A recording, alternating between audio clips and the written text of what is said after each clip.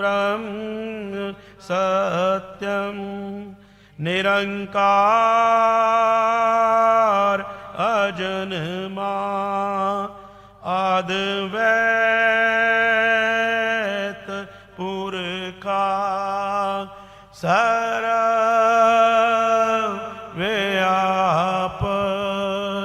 कल्याण मूरत परमेश्वराय नमस्ते। ओम ब्रह्म सत्यं निरंकार अजन्मा अद्वैत पुरखा सर्वव्यापक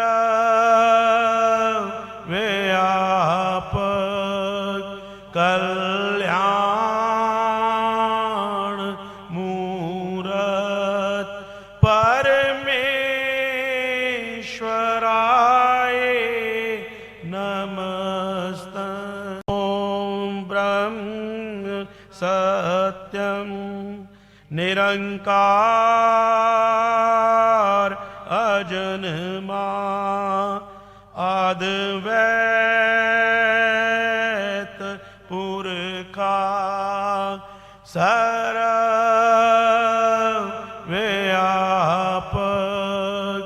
कल्याण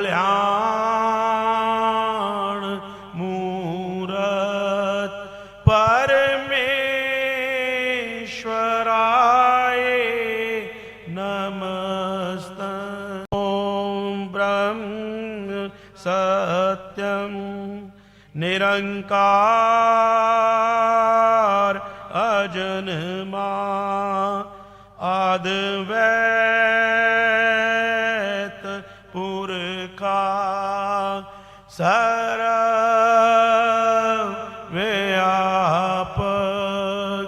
कल्याण मूरत परमेश्वराय नमस्ते।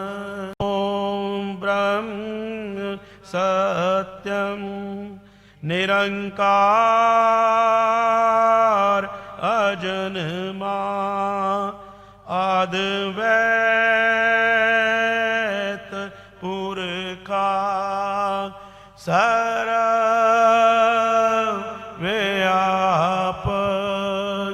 कल्याण मूरत परमेश्वराय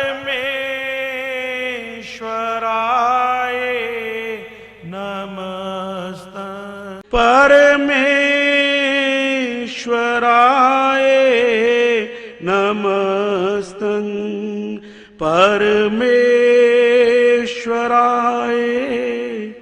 नमस्ते। नारायण पद बंदिए ताप तपन होए दूर। नमो नमो नित चरण को जो सरब आधार हजूर। हृदय सिमरो नाम को नित चरणी करो दंडोत। सत श्रद्धा से पूजिए रख सतगुरु की ओट। दुविधा मिटे मंगल होए जो चरण कमल चित धार। रिध सिद्ध आवे घर माही पावे जय जयकार। साचा ठाकर सरब समराथा, अपरम शकत अपार, मंगत कीजे वंदना, नित चरणी बलिहार। सत मार्ग सोझी मिली, तन मन भया निहाल, गवन मिटी संसार की, सतगुरु मिले दयाल। बार बार करूं वंदना, सतगुरु चरणी माही, मंगत सतगुरु भेंट से, फिर गर्भ नहीं आई। बार बार करूं वंदना, सतगुरु चरणी माही, मंगत सतगुरु भेंट से, फिर गर्भ नहीं आई। ओम ब्रह्म सत्यम सर्वदा। ब्रह्म स्वरूप पहचानिया, जो घट अंतर मीत, मंगत दुर्मत जाल से, ये जीव भयो पुनीत।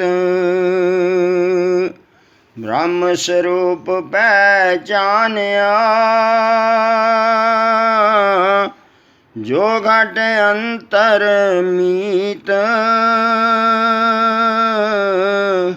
मंगत दुर्मत जाल से, ये जीव भयो पुनीत।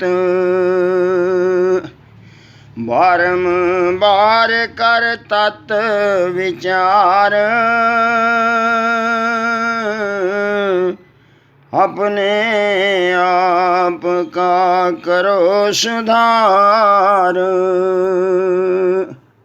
पाखंडदार क्यों बरमाए,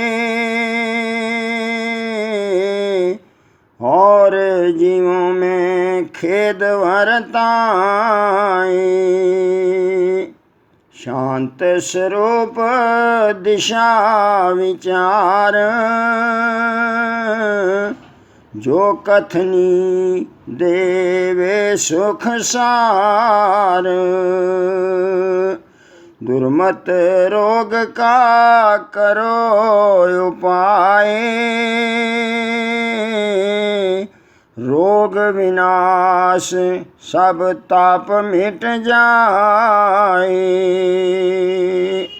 दुर्मत रोग भेद अपार, बिछड़ा जीव भया गंवार। दुर्मत रोग अत गहरी भीत, अनमत जीव को करे पलीत। दुर्मत रोग अत कठिना जाल, अनमत जीव नित ही दुख भाल। दुर्मत रोग भरम भेद लखाई,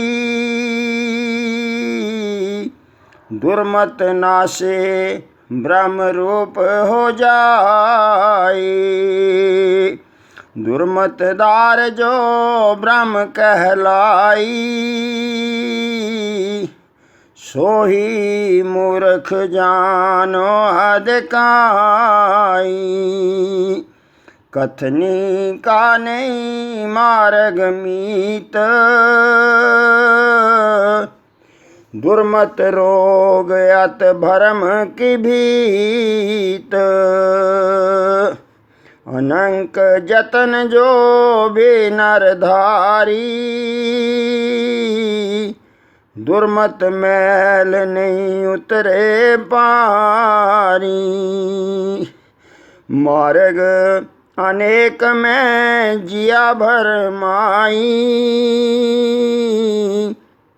अनंक बेख देहि वरताई। कठिन तपस्या बियाबान निवासी, अनंक साधन धारे भरमासी। तो भी दुर्मत मैल न जाई, अवगत माया साहेब देखलाई। नाना बांत करे पुण्य दान, जप तप संयम मार्ग पहचान। अनेक इतिहास विद्या विचारी, तो भी दुर्मत नहीं मिटे खवारी। तीर्थ पर से बहुधार मनोरथ, ममता धार सब जाए आकारथ। मार्ग भक्ति सहज पहचान, दुर्मत रोग मिटे अभिमान।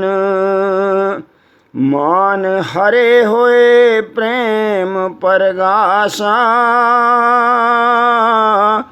ब्रह्म स्वरूप में तब लियो निवास। साची भक्ति खोज तू,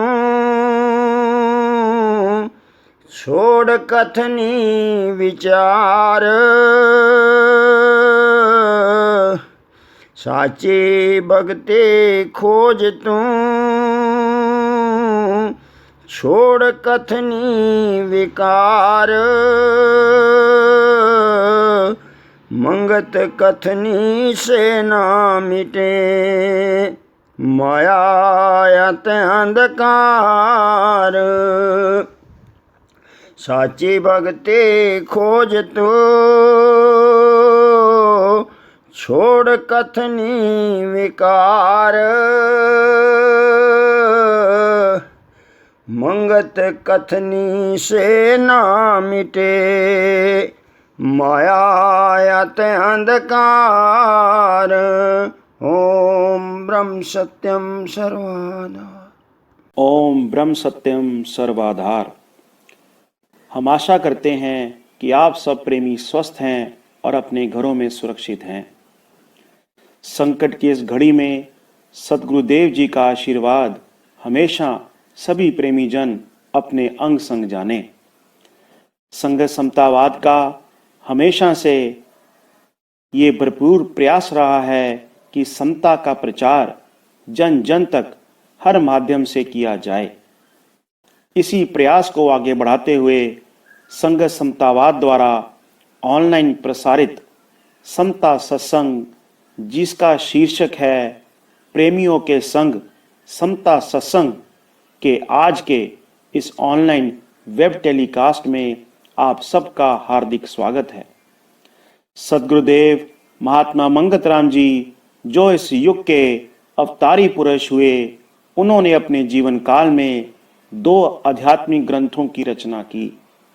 वाणी के रूप में ग्रंथ श्री समता प्रकाश एवं वचनों के रूप में ग्रंथ श्री समता विलास। अभी आपने ईश्वर प्रार्थना का शब्द ग्रंथ श्री समता प्रकाश से श्रवण किया। अभी आपके समक्ष गुरु आज्ञा से ही सत विचार रखे जाएंगे। आपसे प्रार्थना है कि अमर वाणी एवं वचनों को एकाग्रचित्त से ध्यान पूर्वक श्रवण कर अपने जीवन में उतारने का भरपूर प्रयास करें। ओम ब्रह्म सत्यम सर्वाधार। विषय है समता ही सभी धर्मों का सिद्धांत है या आधार है। अभी आपने सुना कि ये कोई समता शब्द या संगत समतावाद की मुनादी नहीं है। समता जो है बहुत ही पुरातन भाव है, आदि से भी आदि है। आपने समता निधान में जो पहला ही प्रवचन था उसमें समता के कई पहलुओं के बारे में सुना। यहां समता का अर्थ है एक विचारधारा, समता ज्ञान, समता दर्शन के रूप में, समता फिलॉसफी के रूप में, एक स्कूल ऑफ थॉट के रूप में, जो बहुत पुरातन है, पुरातन से भी पुरातन। और धर्म तो दरअसल एक ही है सभी का। रीति और रिवाज, कर्मकांड यही तब्दील होते रहते हैं, जो बाहर का विषय है। महाराज जी ने इसके बारे में क्या कहा है? पहले ही पृष्ठ के ऊपर समता विलास के एक वचन है, नंबर 2 वचन। समता के आधार पर कुल दुनिया की राजनीति और धर्म नीति बनी है। जो समता के बगैर नीति होती है वह दुखदाई है और जल्द ही नाश हो जाती है। तो महाराज जी ने जो बताई है बात कि कोई भी धर्म नीति समता के सिद्धांत के बिना नहीं बन सकती। अगर कुछ बनाया है किसी ने तो वो जल्द ही नाश हो जाएगा।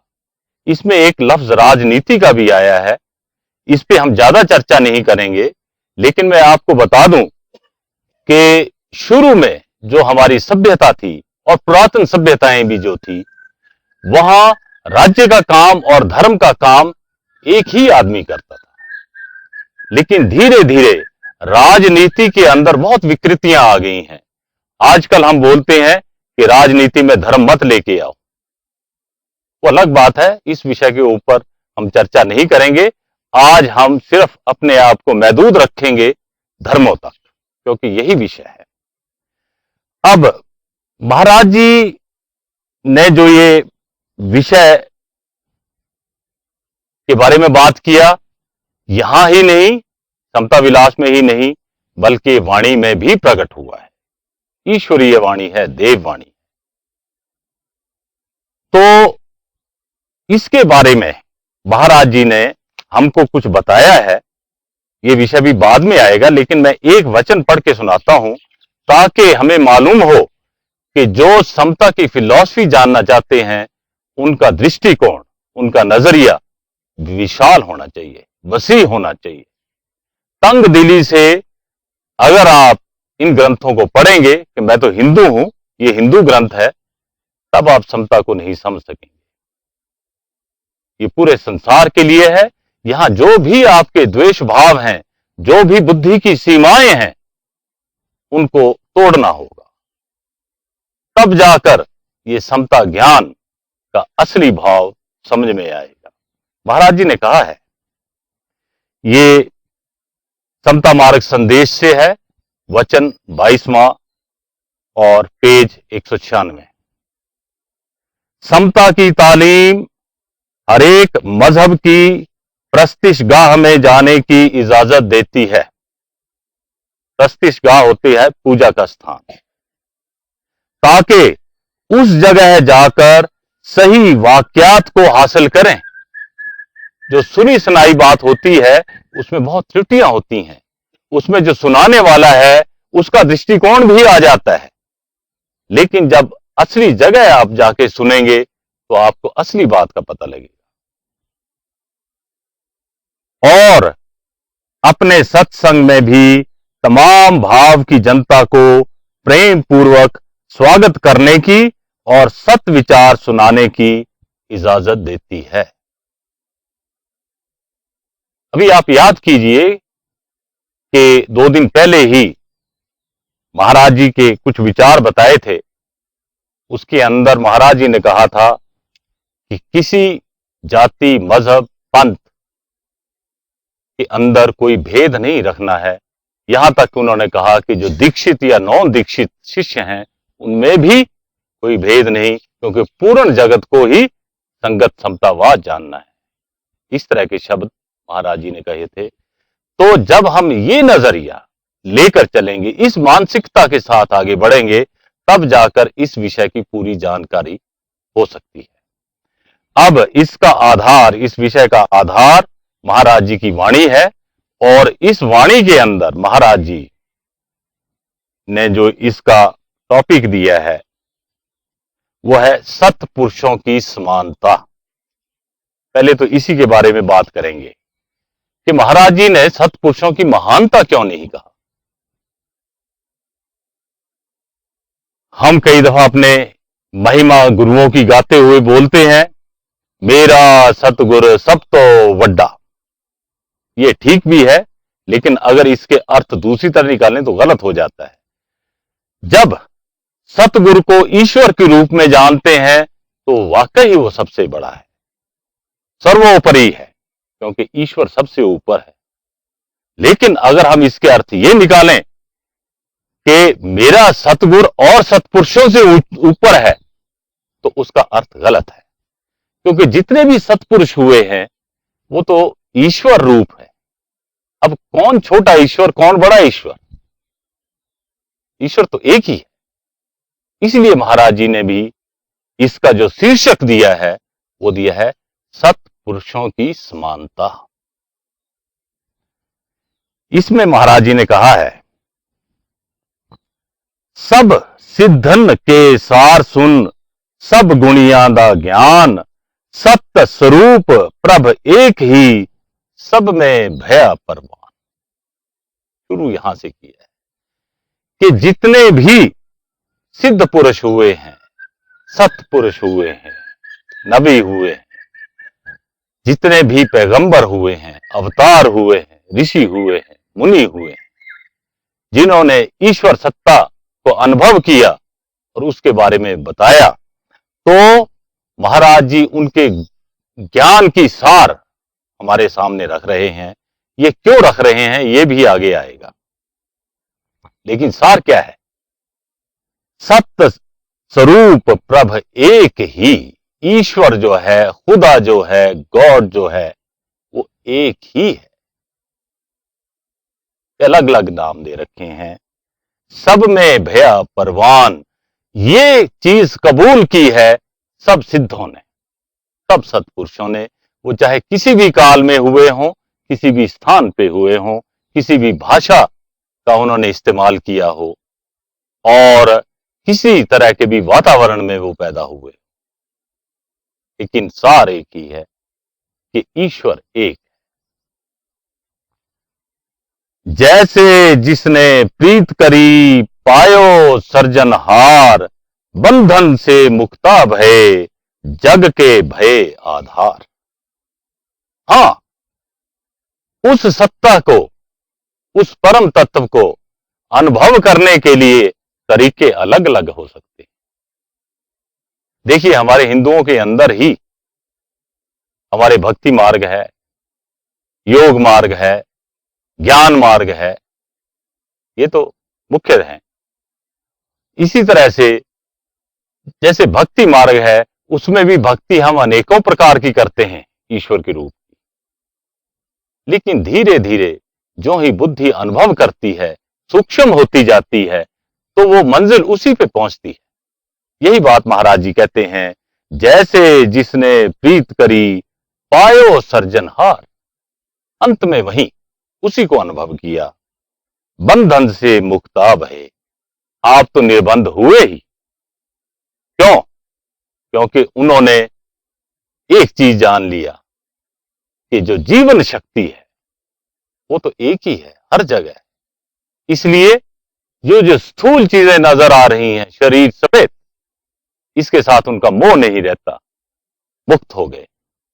और फिर खुद तो मुक्त हुए, जग के भय आधार, औरों के लिए भी उन्होंने रास्ता खोल दिया।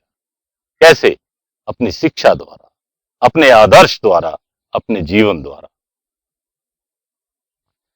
समा देश विचार के नीति करें बखान, भेदभाव कुछ नहीं केवल सार निधान। लेकिन जब वो शिक्षा देते हैं तो वो किस तरह देते हैं? समा देश विचार के, कि समय क्या है, किस तरह के हालात हैं, क्या बीमारी लगी हुई है जिसका इलाज करना है, और उस देश में जहां वो पैदा होते हैं वहां की क्या रीतियां हैं या क्या कुरीतियां हैं, वो उनके ही उदाहरण वाणी के अंदर आमतौर पे देते हैं। लेकिन उसका भाव जो है वो पूर्ण जगत के लिए होता है। देखिए, ऐसी शिक्षा और ऐसी वाणी और कहीं ग्रंथों में नहीं मिलेगी। ये क्यों? क्योंकि समा देश विचार के, महाराज जी ने खुद ही बोला, तो उनके भी विचार में ये बात आई होगी। ईश्वर आज्ञा से ये वाणी जो प्रकट हुई है, वो क्यों प्रकट हुई इस समय के ऊपर, थोड़ा विचार करना है। महाराज जी शरीर के रूप में जब आए तो उनके जीवन काल के अंदर ही 2 महायुद्ध हुए। ये महायुद्धों के कारण क्या होते हैं? हमारी सभ्यताओं, हमारी संस्कृतियों और हमारे जो मुफाद हैं, सोचने के जो तरीके हैं, उनके अंदर जब भिन्नता आती है तो टकराव हो जाता है। जब वो बड़े पैमाने पे टकराव होता है तो देश भिड़ जाते हैं, देशों के ग्रुप बन जाते हैं।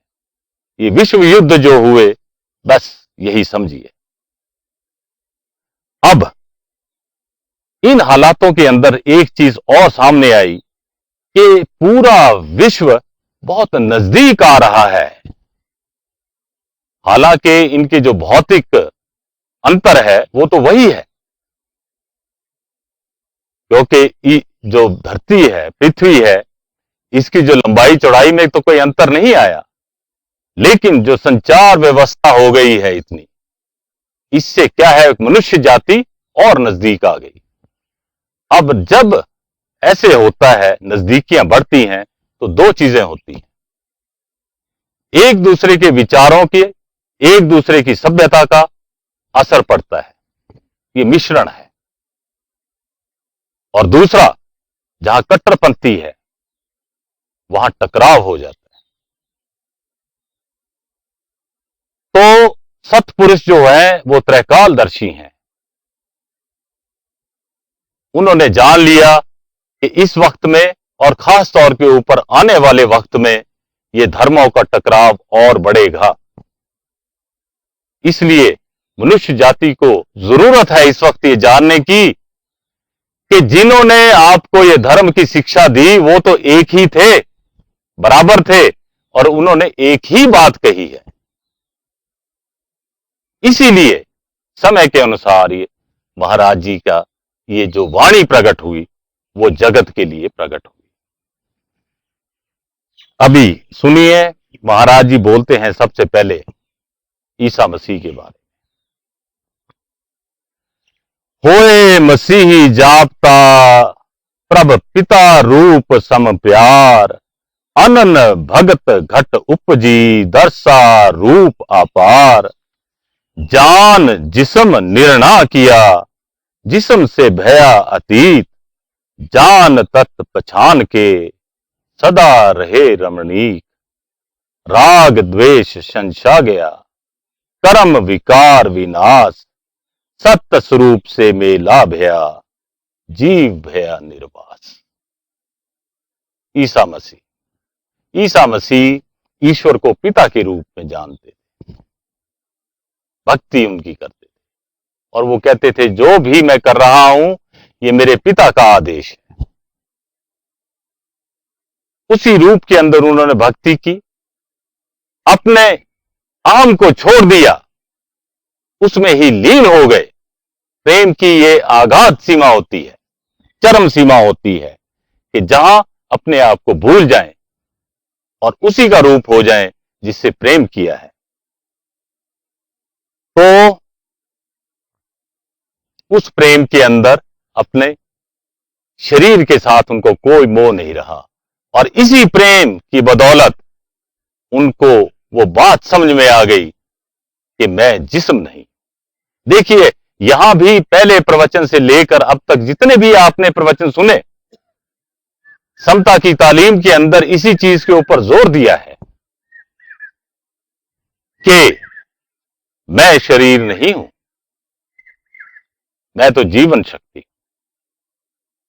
जीव और जिस्म के अंदर भेद समता के ज्ञान के अंदर बार बार दोहराया जाता है ताकि जिस्म के साथ मोह कम हो। तो यही बात ईसा मसीह ने जानी। जान जिस्म निर्णय किया, जिस्म से भया अतीत, निर्मोह हो गए, बंधन मुक्त हो गए। जान तत्व पहचान के सदा रहे रमणीक, इसमें मस्त रहे वो, जीवन शक्ति में, ईश्वर आनंद में, वही रमणीक रहे। और फिर जब ऐसे है तो जीवन शक्ति, वो ईश्वर तो हर जगह है। किसके साथ खास मोह करे, किसके साथ द्वेष करे, जब है ही एक। इसीलिए राग द्वेष संशय गया। संशय तो तब होता है अगर बुद्धि में कहीं अंधकार हो। अगर वही है हर जगह प्रकाश, तो अंधकार कहां रहेगा, क्या संशय रहेगा।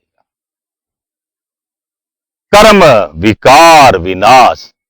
कर्म के क्या विकार हैं? कर्म से होता है कर्म फल की इच्छा, द्वंद्व विकार वहां से बनता है। वहां से आशा और तृष्णा पैदा होती है। आशा होती है कि इस मुताबिक होना चाहिए, अगर नहीं हुआ तो ऐसे इसको करना है, वो तृष्णा होती है। ये वासना के ही रूप हैं और यही घुमाते हैं। शरीर कमजोर हो जाता है, खत्म हो जाता है, लेकिन वासना हमेशा ताकतवर रहती है। जब जाकर के ये जीव फिर किसी दूसरे शरीर के अंदर जाता है, यही आवागमन है, यही तो विकार है कर्म का, यही तो कर्म जाल है, यही कर्म चक्र है, यही तो द्वंद्व है। इसको खत्म कर दिया। क्यों? कि जब अपने आप को ही खत्म कर दिया, हम भाव, तो कर्म का हम नहीं, उसके फल के बारे में जो भी फल है उसके बारे में राग द्वेष नहीं, तो इसलिए बंधन मुक्त हो गए वो। तो यही कर्म विकार विनाश सत स्वरूप से मेला भया, उसमें लीन हो गए। यही आत्मलीनता ही है। जीव भया निर्वास। निर्वास क्या है? जहां वासना नहीं, वासना रहित, शून्य स्थिति। तो बाइबल से मैं आपको कुछ पढ़ के सुनाता हूं, क्योंकि महाराज जी ने कहा है कि असली वाक्यात का पता हो, ताकि ये आप ना सोचें कि ये महाराज जी ने फिलॉसफी का एक सार दे दिया सिर्फ समता को बताने के लिए। नहीं, ऐसे नहीं है।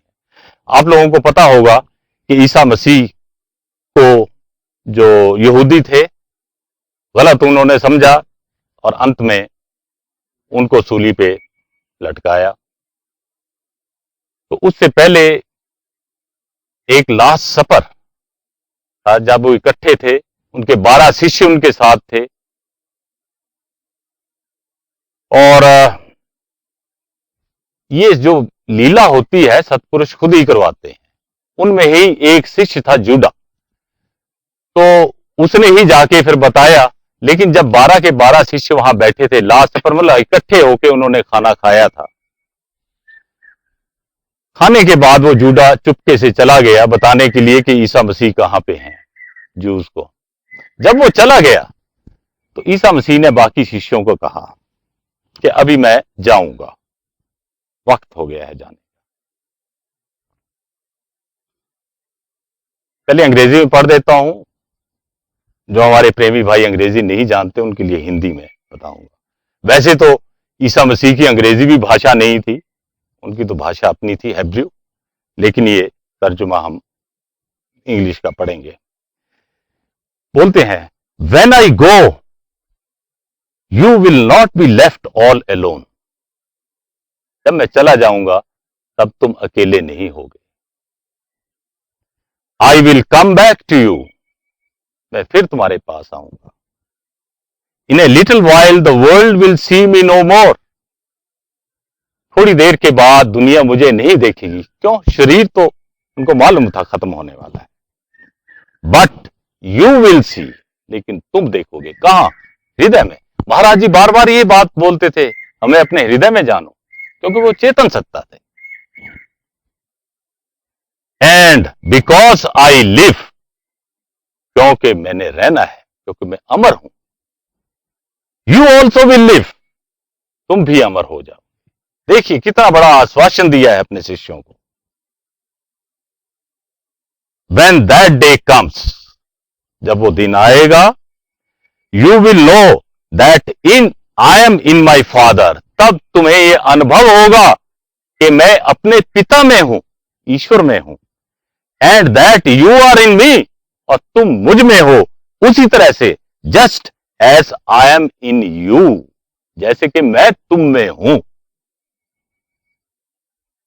तुम मुझ में हो, मैं तुम में हूं।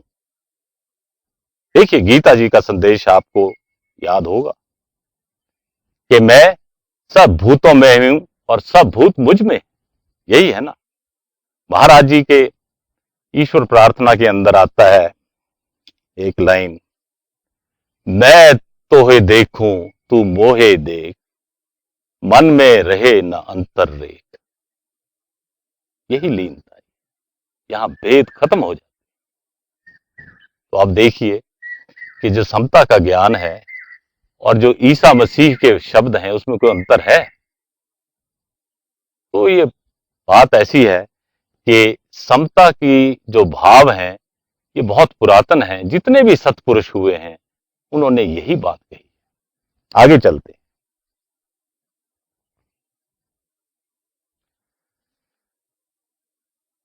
ऐसे जापे नाम को गुणी मोहम्मद नीत, मित्र सम प्रभु जान के राखे दृढ़ प्रतीत। वो मित्र के तौर पे उन्होंने पिता माना, मोहम्मद साहब ने उनको अपना दोस्त माना।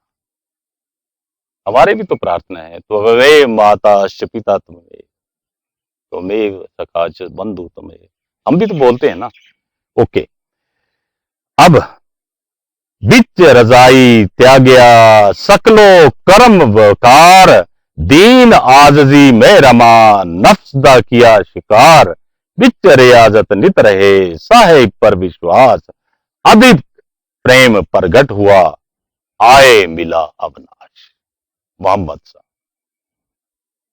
मित्र किसको बोलते हैं? जिसपे भरोसा किया जा सके। अगर कोई भरोसे के काबिल नहीं है, आप उसको मित्र बनाएंगे? नहीं बनाएंगे। तो उन्होंने एक ही चीज देखी कि सिवाय खुदा के और किसी पे पूर्ण विश्वास नहीं हो सकता। खुदा को ही अपना दोस्त बनाया और उसको सबसे महान जाना। देखिए मोहम्मद साहब की बैकग्राउंड आपको पता है। जैसे ईसा मसीह भी चरवाहे थे, ये भी चरवाहे का ही काम करते थे। लेकिन बचपन में ही ये जाकर गुफा में बैठ जाते थे अरब में। उस वक्त अरब के अंदर बहुत कबीले होते थे, हर एक कबीले का अपना अपना एक देवता होता था। 364 थे वहां पे मक्का में पत्थर लगे हुए। तो उनके पुराने संस्कार थे मोहम्मद साहब के। जब वो अपने ध्यान में बैठे थे तो जैसे बयान हुआ है किताबों में कि उनको एक फरिश्ता नजर आया जिसको गैब्राइल बोलते हैं। गैब का मतलब जिसको देख नहीं सकते। हमारे उसको नाद बोल देते हैं। बात एक ही है। और उसने कहा उसको कि बोल। उसने कहा मैं अनपढ़ हूं, क्या बोलूं। फिर कहा बोल। 3 दफा ऐसे हुआ। जब तीसरी दफा कहा तो अपने आप ही उनके मुंह से ये शब्द निकले, क्या? ला इलाही इल्लल्लाह मुहम्मदुन रसूल अल्लाह। ला कहते हैं अरबी में पहाड़ को, ऊंचे पहाड़। ए खुदा, तू सबसे ऊंचा है, तेरे जैसा ऊंचा और कोई नहीं है, और मोहम्मद सिर्फ तुम्हारा पैगाम दे रहा है, रसूल है। तो समता के अंदर भी हम बोलते हैं कि ईश्वर शक्ति ही सर्वोपरि, वही उसने कहा। और फिर आपको मैं एक किस्सा सुनाता हूं जिसके अंदर विश्वास की बात है। मोहम्मद साहब ने जब कहा कि ईश्वर के अलावा, खुदा के अलावा और कुछ नहीं है, और ये जो अलग अलग कबीलों ने अपने ये बना रखे हैं, पत्थर लगा रखे हैं, ये गलत है, ये कुफर है, झूठ है, असत्य है। तो जिनका धंधा चल रहा था उनके मुताबिक वो पत्थरों के कारण वो तो सब उसके खिलाफ हो गए, तो उनको मक्का छोड़ के जाना पड़ा। वो चले गए मदीना। मदीना में वहां के लोगों ने उनको शरण दी, देखभाल की। मदीना में उस वक्त कुछ क्रिश्चियन थे, ईसाई थे, कुछ अंसार लोग थे, जो अंसारी यहां हमारे बोलते हैं ना, अंसारी, अंसार। उनमें से कुछ लोग उनके शिष्य भी बने। फिर बाद में मोहम्मद साहब मक्का आए। बहुत संक्षिप्त रूप से मैं बता रहा हूं। उसके लिए मक्के वालों ने उनको रोका, कई लड़ाइयां हुई। मैं आपको विश्वास की बात बताने वाला हूं। मक्के और मदीने के बीच में एक जगह थी जहां मक्के वालों की फौज ने मोहम्मद साहब के जो शिष्य थे या उनकी छोटी मोटी जो फौज थी उसको घेर लिया, और बहुत घमासान लड़ाई हुई। और उस वक्त तकरीबन ये तय था कि मोहम्मद साहब की फौज हारेगी। इस पॉइंट के ऊपर वाकयात पहुंचे। लेकिन उसी वक्त मोहम्मद साहब का वक्त था नमाज का। अब देखिए, ये आप सवाल याद कीजिए। मेरे ख्याल में शिवनाथ जी ने बताया था, वो डॉक्टर भीमसेन जी ने ये सवाल किया था महाराज जी से वक्त के बारे में, कि जब आप सिमरन कर रहे हैं और सिमरन के अंदर को मरीज आ जाए तो क्या। अब देखिए वहां पे तो मोहम्मद साहब ने अपनी तलवार वहीं रख दी और नमाज पढ़ने लगे। नमाज के बाद जो ही हाथ उठाए दुआ के लिए, इतना तूफान आया, इतनी आंधी चली और इतना रेत उठा कि जो मक्का वाले लोग थे जिनके पास घोड़े थे, उनके घोड़ों की आंखों के अंदर रेत चला गया, और बजाय हमला करने के लिए मोहम्मद साहब की फौज के, वो उल्टी तरफ चल पड़े और उनके पैर उखड़ गए। ये विश्वास की शक्ति होती है। लेकिन दूसरी तरफ आप ये भी देखिए कि वहां जीत और हार का सवाल था, वहां जिंदगी और मौत का सवाल था, लेकिन वक्त था, विश्वास था, दृढ़ विश्वास था, ईश्वर प्राणता थी, खुदा पे यकीन था। उस वक्त आया तो वो नमाज में बैठ गए। मोहम्मद साहब के बारे में एक और बात, इन्हीं के साथ जो भी आपने अभी शब्द सुने हैं उसी के बारे में मैं आपको दृष्टांत सुना रहा हूं। कितने समता के तालीम से मेल खाते हैं। देखिए, समता के अंदर भी ईश्वर प्राणता का जो नमूना है, वो कहते हैं कि जो भी होता है, कर्म फल जो होता है उसके द्वंद्व को छोड़ दो, कर्म फल उस पे छोड़ दो ईश्वर पे। गीता का भी यही संदेश है, तेरा भाना मीठा लागे, यही है हमारे सिख धर्म के अंदर बोलते हैं। तो ये जो जद्दोजहद है, जिसको जिहाद बोलते हैं, जिहाद दरअसल में डिफेंसिव है, आजकल तो ऑफेंसिव बन गया ना। शुरू के अंदर जिहाद का मतलब होता है धर्म की रक्षा करना। तो उसके अंदर मोहम्मद साहब के बाद मोहम्मद साहब के कबीले के कई लोग जो थे वो शहीद हुए, और आखिर में आपको शायद पता होगा कि करबला की लड़ाई के अंदर उनके नाती यानी कि दोते वो भी शहीद हुए, हसन और हुसैन। उससे पहले 70 और थे जो शहीद हो गए थे, सभी जन्नत में थे, ये दो भी आ गए शहीद होके। उन दो को देख करके उनको दुख नहीं हुआ। तो उसके बारे में शायर ने कहा है, 72 दाग खाकर भी किया फिर शुक्र का सजदा। मोहम्मद साहब ने खुदा का शुक्र किया, जो भी है। 72 दाग मतलब वो दो आए, 70 पहले मरे हुए थे, उन्होंने शरीर छोड़े थे, जिन्हें जान दी, शहीद हुए। इन्हें देखो ए दुनिया वालों, पैगंबर ऐसे होते। अब देखिए, ईश्वर प्रायणता और विश्वास की कमी नहीं थी मोहम्मद साहब ने, और यही उन्होंने सिखाया, और यही इस्लाम में है। इस्लाम का मतलब क्या है? इस्लाम का मतलब है पुख्ता फेथ, पूर्ण विश्वास। और मुसलमान वही है जिसका मुसल्लम विश्वास हो। मुसलमान ईमान के अंदर जो मुसल्लम है, पूरा है, वही मुसलमान है। तो इसलिए महाराज जी ने कहा है कि मजहब के अंदर आप भेदभाव मत करें, क्योंकि महाराज जी के अंदर तो सभी शिक्षा थी, वो तो ईश्वर रूप थे। उन्होंने हमको समझाया, क्योंकि हम लोगों के अंदर द्वेष है। तो ईश्वर को अपना मित्र जानकर, खुदा को अपना मित्र जानकर मोहम्मद साहब जो है वो उनकी रियाजत में रहते थे, उस पर विश्वास किया, और वो प्रेम जो था वही किस चीज के अंदर तब्दील हो गया? आत्मदर्शन में। और फिर क्या हुआ? अधिक प्रेम प्रगट हुआ, आए मिला अविनाश, खुदा से मिल गए। आगे चलें।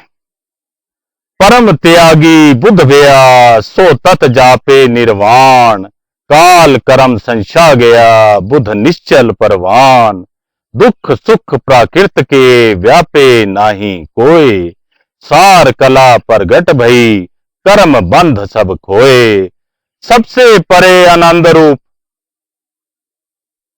जाना एक प्रकाश, इसमें ही वृत्ति लगी पाया मोक्ष निवास, सार तत् सत जान के नित्य रहे परवीन, ऐसे रूप भगवान का गुणी बुद्ध लियो जी।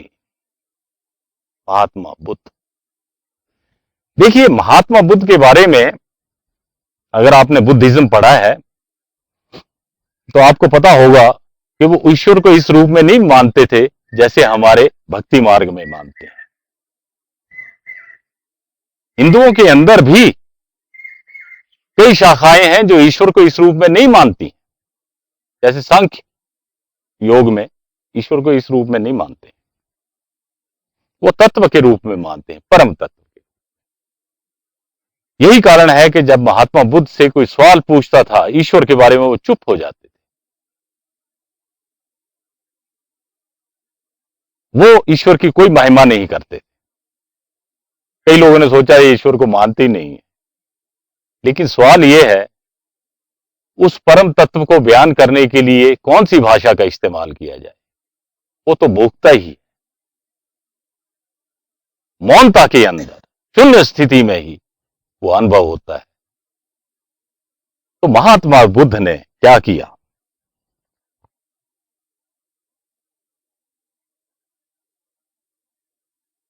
वो किसको जापते थे? सो तत् जापे निर्वाण। जहां कोई वाणी नहीं है, कोई शब्द नहीं है, विचार तो बहुत मोटी चीज है, कहां पहुंचेगी? बुद्धि बहुत नीचे रह जाती है। तो महात्मा बुद्ध ने उस परम तत्व को अनुभव किया, और जब उसको अनुभव किया तो बाकी चीजें नीचे रह गई। ये काल, काल तो परिवर्तन है। काल किसको बोलते हैं? परिवर्तन के साथ जुड़ा हुआ है। परिवर्तन किस चीज में होता है? तत्वों में होता है।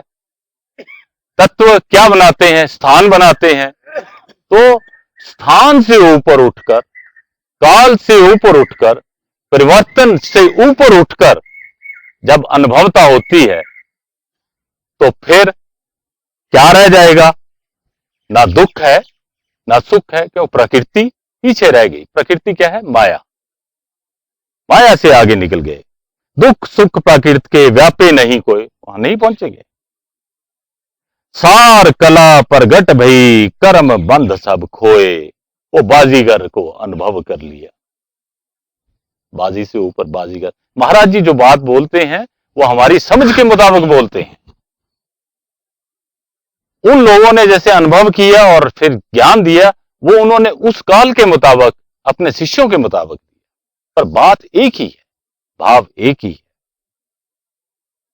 इसीलिए महाराज जी ने महात्मा बुद्ध के एंगल से, सांख्य योग के एंगल से बताया कि प्रेमी ईश्वर तुम्हारी एक स्थिति का नाम है। वो कौन सी स्थिति है? ये स्थिति है बुद्ध स्थिति, केवल प्रकाश। सबसे परे आनंद रूप जाना एक प्रकाश। यह आपने वाणी में कई दफा देखा है। शिवनाथ जी ने भी आपको बताया कि शरीर से परे इंद्रियां, इंद्रियों से परे मन, मन से परे बुद्धि, और उससे परे वो रतन सुखदाई। बस यही चीज महात्मा बुद्ध ने कहा, यही चीज उन्होंने अनुभव की। तो दोनों तालीमों के अंदर कोई फर्क तो नहीं लगा। महात्मा बुद्ध के अनुभव, महात्मा मंगत राम के अनुभव, इनकी शिक्षा में और उनकी बताई हुई चीज में कोई अंतर है? तो समता आधार हुआ कि नहीं? समता अब प्रकट नहीं हुई। समता तो बहुत पुराना है, पुरातन है। ये तो महाराज जी ने दोबारा इसको हमारे सामने रखा उन शब्दों में, उस ढंग से कि हम समझ सके। सार तत् सत जान के नित्य रहे परवीन, ऐसे रूप भगवान का गुनी बुद्ध लियो चीन। तो महात्मा बुद्ध ने क्या देखा? प्रकाश रूप में देखा। बुद्धि जब पूरी प्रकाशित हो गई, कोई संशय नहीं रहा, वो बुद्ध का। आगे चले। परमार्थ को शोधता ऋषभ देव इस भांत। ऋषभ देव कौन है? जो जैन मत के संस्थापक। परमार्थ को शोधता ऋषभ देव इस भांत, मन कर्म और वासना सकले द्वंद्व भ्रांत। जैन लोगों की शिक्षा और बुद्ध की शिक्षा में कोई खास अंतर नहीं, थोड़ा अंतर है, वो हम आगे बात करेंगे। वो सिर्फ शब्दों का है।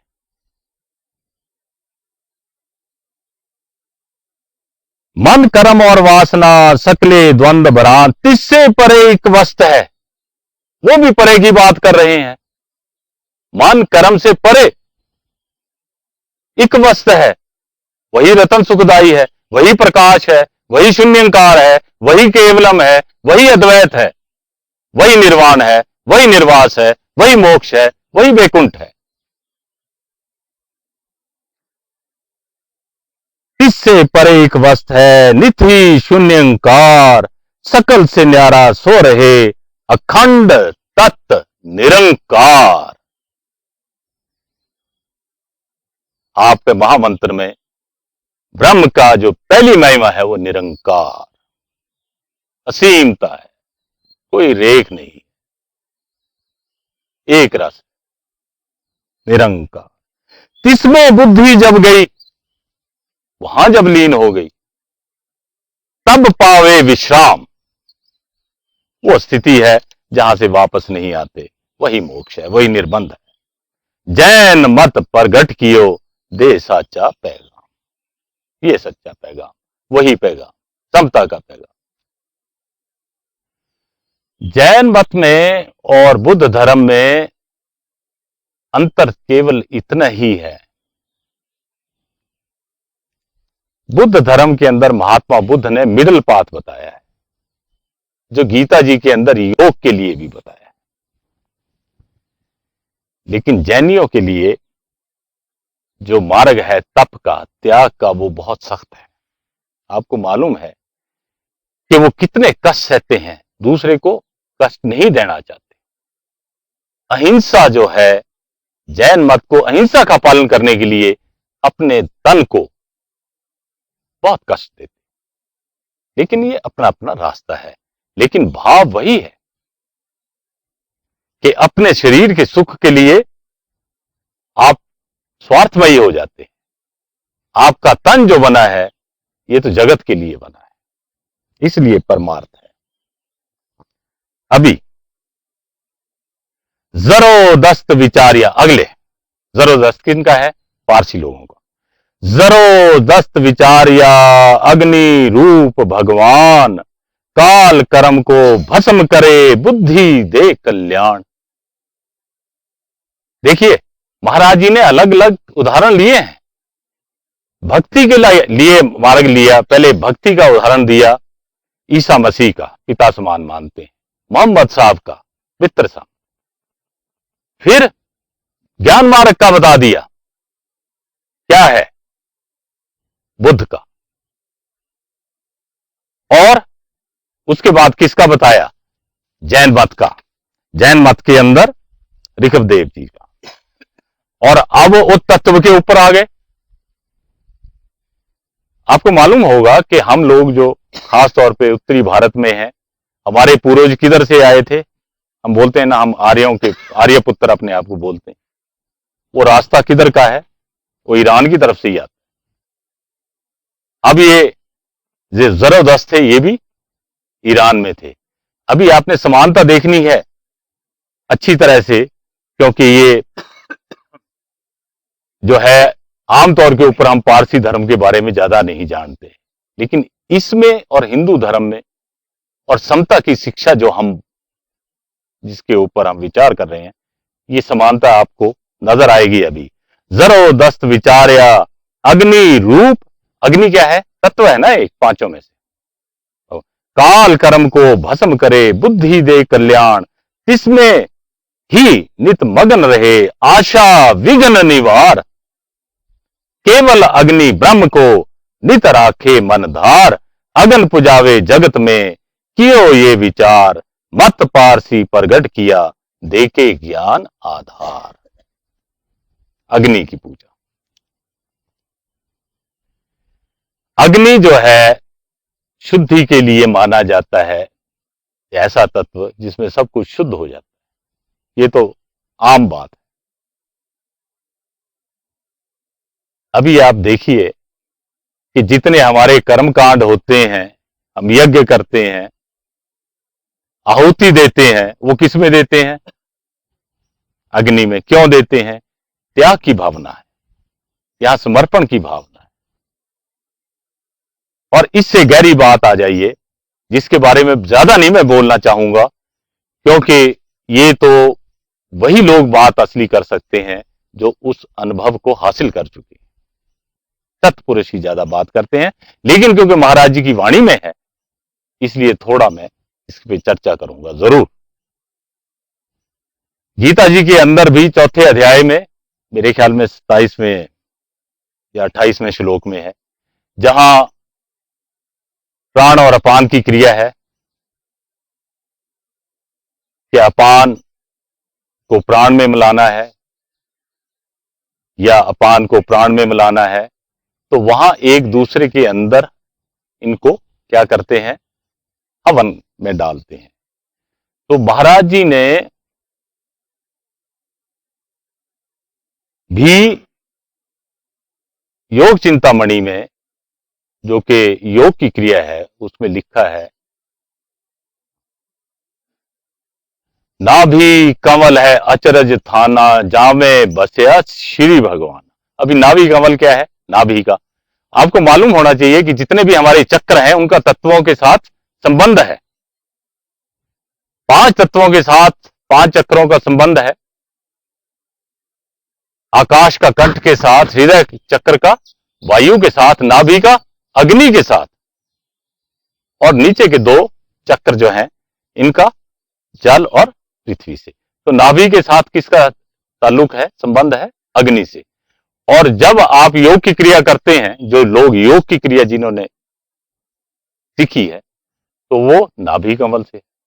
और महाराज जी भी बोल रहे हैं, नाभि कमल है अचरज थाना, जामे बसया श्री भगवाना, ता से उपजे श्वास का थंबा, सुरती खेले खेल अचंबा। स्थूल से सूक्ष्म कैसे बनता है? सुरती तो सूक्ष्म है, आम सांस जहां लेते हैं वो स्थूल है।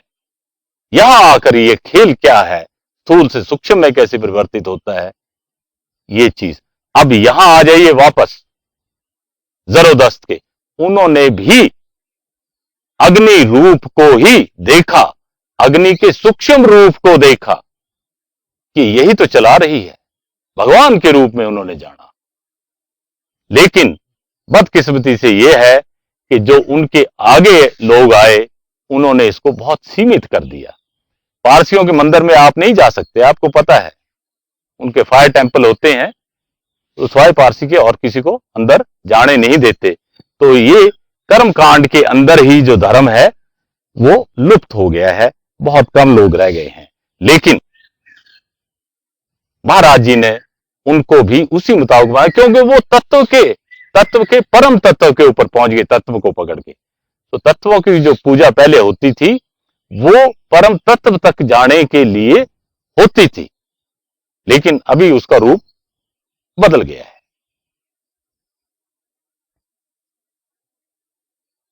अब महाराज जी आखिर में कहते हैं, 5 मिनट है ना, सब ऋषियन की सार सुन, सुन अध्यात्म विचार, वस्तु एक ही पूछते, नाना जुगत मन धार। ये पूरी बात समझा करके महाराज जी हमको बोलते हैं कि सभी ऋषियों का जो सार तत्व है वो सुनो। यहां कुछ बताया है, हमें और भी पढ़ना चाहिए, क्योंकि जब तक हम दूसरे धर्मों के बारे में पढ़ेंगे नहीं, हमको असलियत का पता नहीं लगेगा। तब क्या होगा? खतरा यह होगा कि जो हम समता वाले भी हैं वो सिर्फ समता का ढोल बजाते जाएंगे। दूसरे धर्मों के अंदर समता कैसे है या और धर्म समता में कैसे हैं, एक दूसरे में हैं, वो बात नहीं करेंगे तो ये जगत के लिए कैसे हो जाएगा। वो अलग बात है कि महाराज जी के भाव जगत के अंदर समा गए हैं। हम 2-3 दिन पहले बात कर रहे थे कि उन्होंने कहा है कि समता का भाव पूरे कुर्रा हवाई में समा गया है, फैल गया है, और जिसका भी हृदय शुद्ध होगा उसमें ये समा जाए, है ना। वो अलग बात है, वो तो ईश्वर की तरफ से हो रहा है। लेकिन संगत की तरफ से क्या हो रहा है? संगत की तरफ से अगर इसको फैलाना है तो हमको बाकी धर्मों का मुताला भी करना पड़ेगा, करना चाहिए। और ये चीज हमको अच्छी तरह समझ लेनी चाहिए जो महाराज जी ने बताया है कि समता की तालीम बाकी मजहबों के अंदर इस तरह से है जैसे माला के अंदर धागा। मन के हैं, मजहब दिखाई दे रहे हैं, लेकिन उनका आधार क्या है, सिद्धांत क्या है, वो समता है। वो तब तक नहीं हम इसके बारे में कह सकते, तब तक हम असली समतावादी नहीं हो सकते, जब तक कि हमको बाकी धर्मों के बारे में ज्ञान ना हो। सिर्फ ज्ञान ही ना हो, जब तक कि हमारे अंदर उनके लिए आदर ना हो, तब तक कि हम ये ना जाने कि जितने भी सत्पुरुष पहले हुए हैं वो महात्मा मंगत राम का ही रूप थे। महात्मा मंगत राम में ईसा मसीह देखें, ईसा मसीह में महात्मा मंगत राम देखें, तब जाकर के समतावादी असली हो सकते हैं।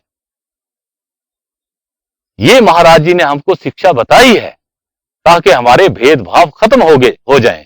अगर वो भेदभाव रहे तो समता कहां की, वो तो विषमता हो गई। इसलिए महाराज जी ने कहा, सब ऋषियन की सार सुन अध्यात्म विचार। अध्यात्म विचार है, ये सामाजिक विचार नहीं है, ये कोई देश का विचार नहीं है। अध्यात्म आत्मिक विचार है। आत्मा सब जगह है, सर्वव्यापक है। उस स्तर के ऊपर जाना है हमने। वस्तु एक ही पूछते, नाना जुगत मन धार। युक्ति अलग अलग। जैसे ईश्वर असीम है, उस तक पहुंचने के रास्ते भी असीम है। हां, आखिर में वहीं जाकर मिल जाते, ये बात अलग है। और ये आपने देख ही लिया है अभी महाराज जी की वाणी से। लेकिन इस ज्ञान का जीव के स्तर के ऊपर क्या है, वो शिक्षा आखिरी दोहे में दी हम लोगों के लिए, इंडिविजुअल के तौर पे। क्योंकि अध्यात्म का रास्ता जो है, अपने कल्याण का रास्ता, अकेलेपन का है। यहां संगत साथ नहीं देती, यहां जग साथ नहीं देता, यहां विचार साथ नहीं देते, यहां आपका शरीर साथ नहीं देता है। वहां तो शरीर से भी अलग होना पड़ता है। इसलिए क्या बताया है, जीव के स्तर पे सबकी सार को सुन के, क्या सार है कि खुदा एक है, ईश्वर एक है, प्रभु एक है, वो शक्ति एक है, ये सार है। दृढ़ कीजिए विश्वास। विश्वास की निशानी क्या है, प्रायणता। विश्वास की निशानी क्या है, प्रेम। विश्वास की निशानी क्या है, तड़प। और कोई विचार ही नहीं आ सकता, यह है विश्वास। सबकी सार को सुन के दृढ़ कीजिए विश्वास, मंगत विचरे नाम में। जो भी नाम ईश्वर का आप लेते हैं अभी शब्द रूप में, उसके अंदर सुरत को रखो। जब वो अपना नाम खुद बता देगा तो खुद ही सुरत उसमें चली जाएगी। मंगत विचरे नाम में, कटे कर्म की फांस। कर्म जाल से मुक्त हो जाओगे और निर्बंध हो जाओगे, निर्वास हो जाओगे, निर्वाण की स्थिति हो जाएगी। ओम ब्रह्म सत्यम। अब सत्संग का आखिरी चरण, जो कि वैराग्यवाणी है, आपके समक्ष ग्रंथ श्री समता प्रकाश से प्रेमी जी आपके सामने रखेंगे। ओम ब्रह्म सत्यम सर्वाधार संपत बहु संचत करी, पर चली राई नहीं साथ, मंगत भरम गुबार में, ले चलिया खाली हाथ। संपत बहु संचत करी, पर चली राई नहीं साथ, मंगत भरम गुबार में, ले चलिया खाली हाथ। आत संकट संसार का खेला, प्रभ माया का अचरज मेला, इक आवे इक जावे नीत, रूप सराए जग की रीत, इक जाए रोता इक मान लखाई, अंध मत मूढ़ नहीं सार दयाई, कहाँ से आया कहाँ अंत को जाना, इस मार्ग का कौन ठिकाना, देके मध में रहे गलतान, करनी साच नहीं करी पछान। झूठ भरवा से धीर बंधाया, औड़क जग से निराशा जाया। अपनी देही नहीं साथ निभाई, कौन सखा होवे सुखदाई। जैसी करनी सो पाई रास, बहु पछताए कूड़े भरवास। अब कुछ बनत बने ना मीत, कियो विचार सब दुख की रीत। जीवत में कुछ सार नहीं ध्याई, अब रोवत कछु हाथ ना आई। जो कुछ किया सो करो संभाल, आगे लेखा लेवे दलाल।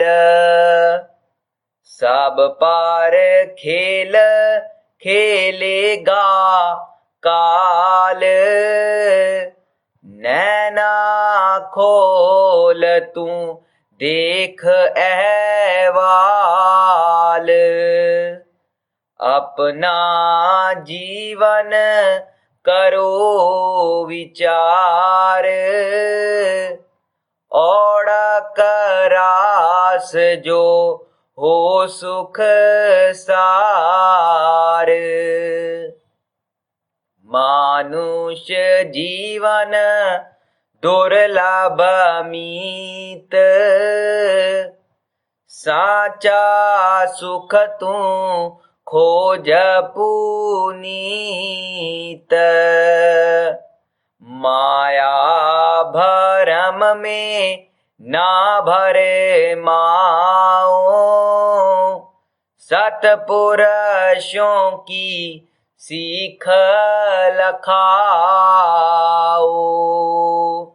दुर्मत रोग लागावड भारी, सतगुर वैद खोजो सुखकारी। दुर्मत रोग का उपाय दिखलाए, साची औखद पान कराए। रोग विनाश बुध निर्मल होवे, साचे सुख की तब सार परोवे। जन्म मरण का भय विनाशी,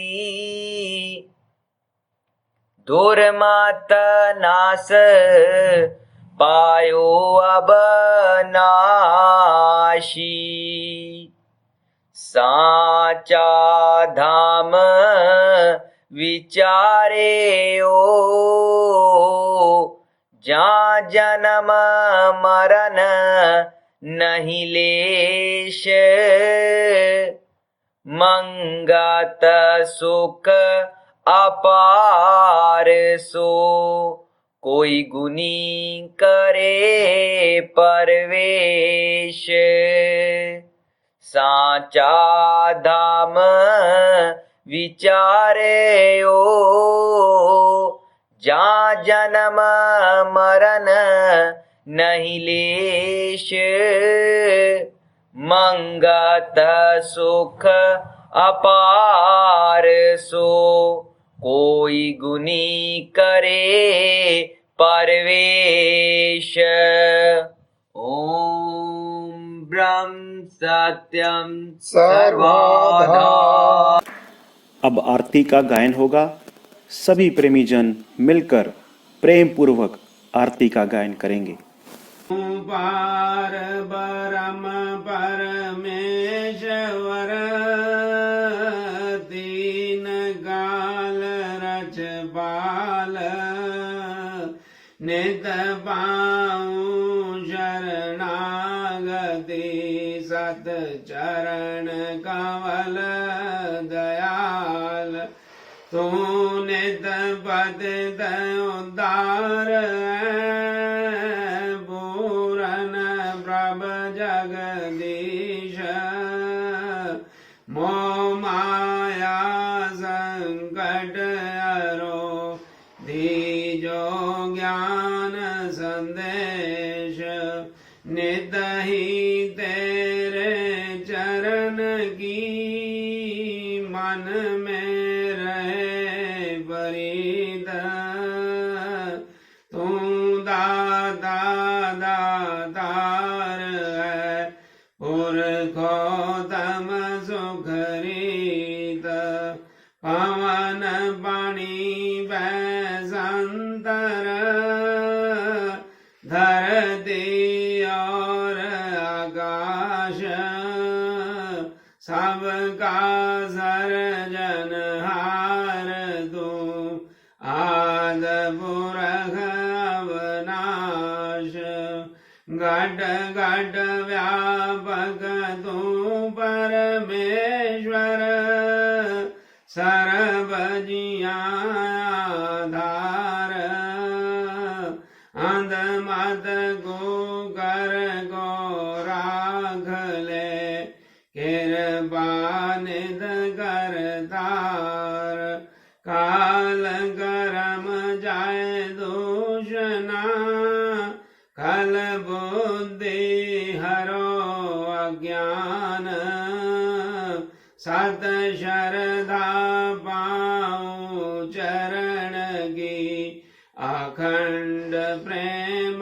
चित ध्यान दीनानाथ दयाल तू पल पल होत सहाय कीरत साचे नाम की मन तन आय समाय अंतर का सब खेद हरो दीजो सत विश्वास शरणागत हूँ मदमति घट अंतर करो प्रकाश अंतर्गत सिमरन करो निरंतर धरो दयान घट घट मैं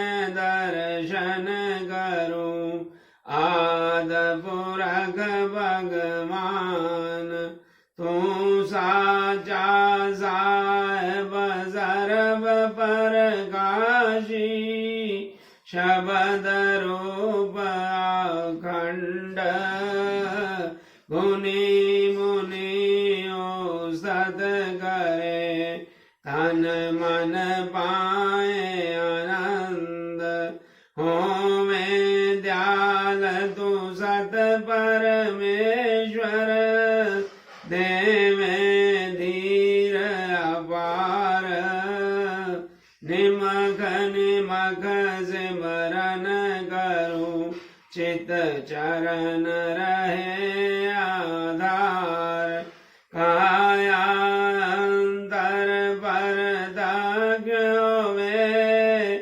नाद रूप विस्माद पल पल की जो आरती तन मन तजू याद जग आमन शुभ लायो वे तेरी आज्ञा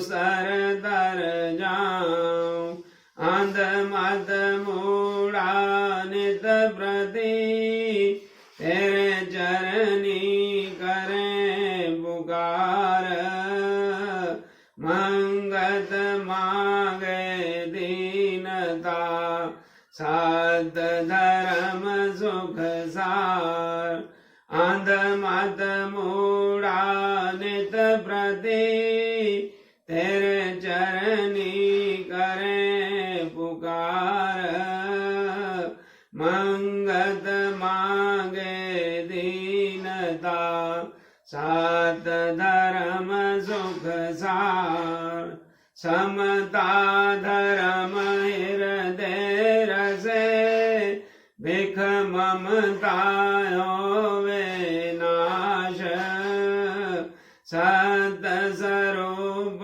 परमात्मा जल थल पाऊं प्रकाश सब जीवों से प्रेम हो तन मन सेवाधार समता साधन पाए के नित पर जय जयकार सत कर्म सत निश्चय निर्मल पाऊं विचार मंगत समता धार के जीत चलो संसार सत कर्म सत निश्चय निर्मल पाऊं विचार